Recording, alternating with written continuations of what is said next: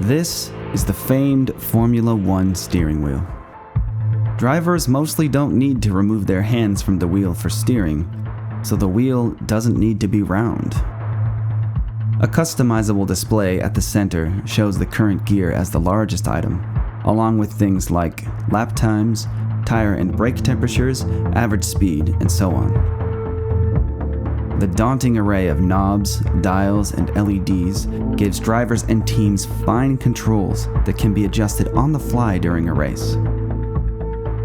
Clockwise from the upper left, there's the energy recovery system dial to control the MGU H and K, left and right menu navigation buttons, a push-to-talk radio switch for team communication, LED warning lights for critical systems.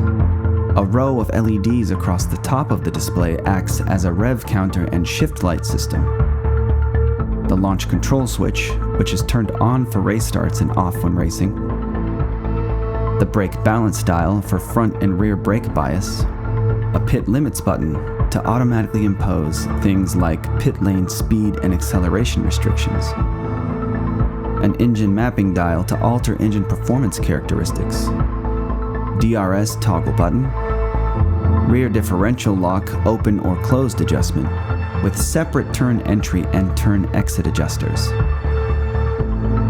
The drinks dispenser button, more settings navigation buttons, 3 programmable preset dials for the engine, chassis, or suspension, and a scenario selector for things like wet weather or tire preservation presets. The neutral button is for neutral and reverse gears, which can't be selected with rear paddle shifters.